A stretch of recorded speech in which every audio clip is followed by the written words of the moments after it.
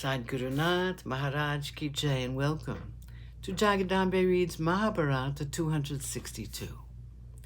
As you may remember, the messenger was sent to Duryodhana's court to try to convince the elders that Duryodhana has already been very bad to the Pandavas, and even tried to kill them. However, they were unable to do so. Their attempts did not meet with success. The Pandavas managed to get a kingdom of their own and to expand it by their own efforts. This was taken away from them by the deceit practiced by Duryodhana and Shakuni. This is also known to the elders of the court. Actually, it was countenanced by them. They and their dear Queen Draupadi were made to suffer the greatest indignities in this same court. The Pandavas were made to spend 12 years in the forest and 1 year in hiding. The 12 years they spent with great difficulty. The 13th year had to be spent in menial service. The Pandavas do not want to remember all this. They just want their half of the kingdom. It is up to the righteous-minded elders of this court to coax Duryodhana to give to Yudhishthira what is his. The noble Yudhishthira wants only his half of the kingdom. He does not want a war. He is not for the destruction of the entire race of Kshatriyas.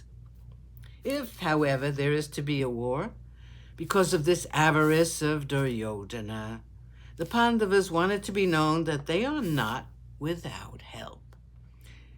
Yudhishthira has 7 Akshohinis at his disposal. Several kings are prepared to lay down their lives for his sake. They have Sajiki, Bhima, Nakula, Sahadeva. There is Arjuna, who is greater than Indra himself. He has Krishna as his charioteer and his friend. Please make Duryodhana give them back their kingdom, or else ask him to be ready to face the anger of the Pandavas. Bhishma listened to the words of the ambassador.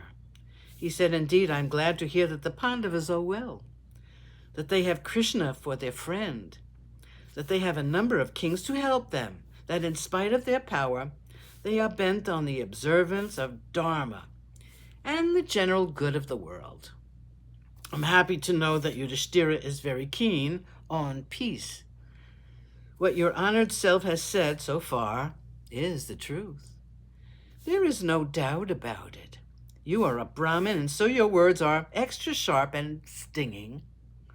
Your diplomacy has not been evident so far. However, all that you say is true. The Pandavas have been ill-treated by the Kauravas. They have undergone immense hardships because of their cousins. Their sufferings are innumerable. They have a right to the land of their forefathers. Your statements about Arjuna are also true. There is no one equal to him. We all know that." As Bhishma was talking, Radeya got up and said, "There is no end to this." He looked at Duryodhana and addressed the Brahmin. He said, "It is stupid and very foolish to repeat the same thing again and again. This your Yudhishthira was defeated in a game of dice by Shakuni, who played on behalf of Duryodhana. Yudhishthira went to the forest promising to obey certain conditions imposed on him. Now, regardless of the conditions, he wants the kingdom back. He is depending on the support he is getting from the Matsyas and Drupada, his father-in-law. Listen to me, wise man. I know our king Duryodhana. You cannot frighten him. He will not part with a single foot of ground out of fear. If it is the right thing to do, he will give away the entire kingdom.